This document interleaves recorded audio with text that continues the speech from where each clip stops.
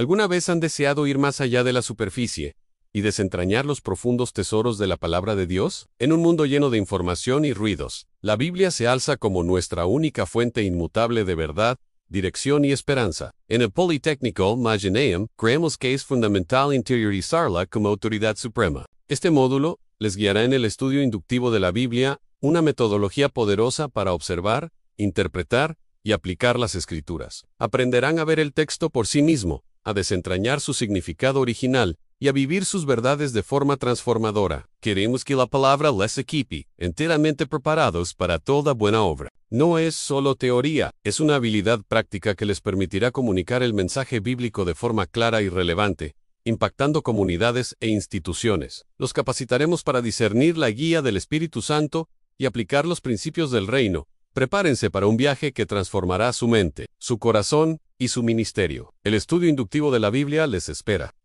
Politécnico Pedagógico Internacional, Mageneum, formando líderes con visión bíblica y vocación de servicio. Bienvenida o bienvenido a esta exploración. Hoy vamos a meternos con unos materiales sobre una metodología bien específica, ¿no? El estudio inductivo de la Biblia. Exacto. Son unos documentos de una formación para obreros cristianos y, bueno, el objetivo que plantean es cómo llegar a una interpretación, digamos, fiel, bien pegada al contexto. Sí. La idea central que se ve en estos textos es dejar que la Biblia misma hable, por decirlo así. Ajá. Es diferente del enfoque deductivo que por ahí arranca de ideas que ya tenés.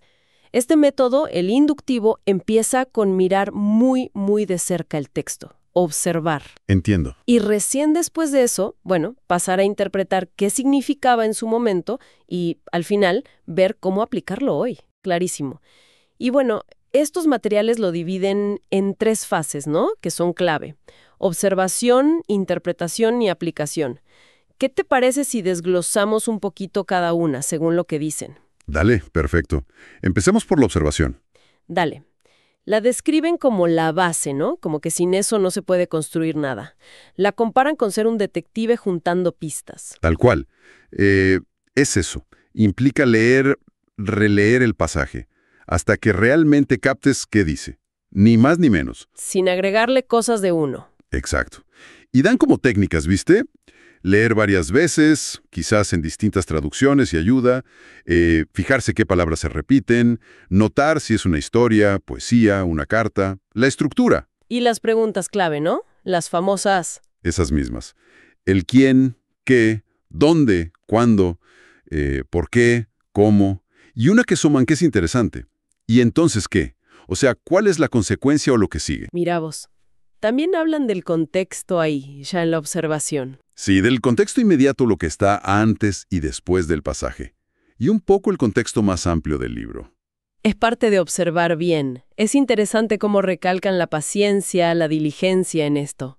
Citan a los de Berea, en Hechos, que dice que escudriñaban las Escrituras cada día. Sí, ese ejemplo lo usan bastante. Es que advierten mucho sobre eso. Si observas mal, apurado, digamos. Ya arrancaste mal. Claro, la interpretación casi seguro va a ser errónea. Es como el cimiento débil, ¿viste? Entiendo perfectamente. Entonces una vez que tenemos esa observación detallada, viene la interpretación.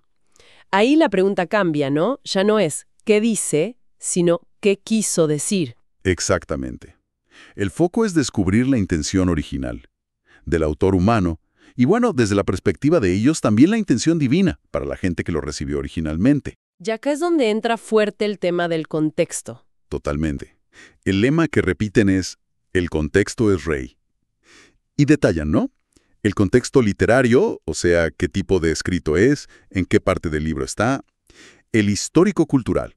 A ver eso, ¿cómo lo manejan? Porque no todo el mundo es experto en historia antigua. Buen punto.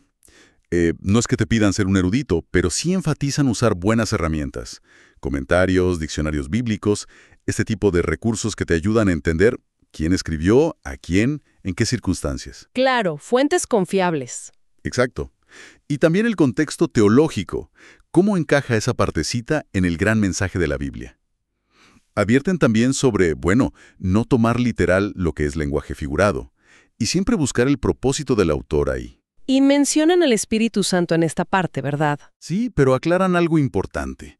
Lo mencionan como aquel que ilumina, para entender el significado original, no como alguien que te da una revelación nueva o totalmente subjetiva, separada del texto. Entendido. Se mantiene el foco en el texto y su significado primero. Y eso los lleva, entonces, a la última fase, la aplicación. ¿Cómo hacemos puente a nuestra vida hoy? Claro. Y acá son muy directos. Citan Santiago, ¿no? No sean solamente oidores, sino hacedores de la palabra. O sea, no quedarse en lo intelectual. Para nada. La aplicación como la pintan tiene que ser personal, específica. Conectar esas verdades que descubriste con tu día a día. Con lo concreto. ¿Y cómo se logra eso? ¿Dan alguna guía? Sí, sugieren preguntas. Por ejemplo, ¿hay acá un ejemplo a seguir? ¿O uno a evitar? ¿Hay un mandato claro? ¿Una promesa para mí? ¿Alguna verdad sobre Dios que me cambie la forma de ver las cosas? Ajá. Buscan un cambio real, de actitud, de acción, en las relaciones, prioridades. O bueno, que te impulse a orar por algo específico. Bien, entonces, para resumir un poco la propuesta de estos materiales, sería como un camino en 3 etapas bien marcadas. Primero, mirar con lupa, observar qué dice el texto, sin apuro. Eso. Segundo, interpretar con cuidado qué significó para ellos en su momento, respetando todo el contexto. Fundamental. Y tercero, buscar cómo vivir esa verdad hoy, de forma práctica, personal. Exactamente esa en la secuencia. Y remarcan mucho que el fin último no es saber más de Biblia y listo. Claro, no es acumular información. No, para nada. Buscan que haya una transformación en la persona, que la vida cambie, que refleje eso que se encontró en las Escrituras. Y siempre subrayan que se depende del Espíritu Santo en cada paso para que esto funcione de verdad.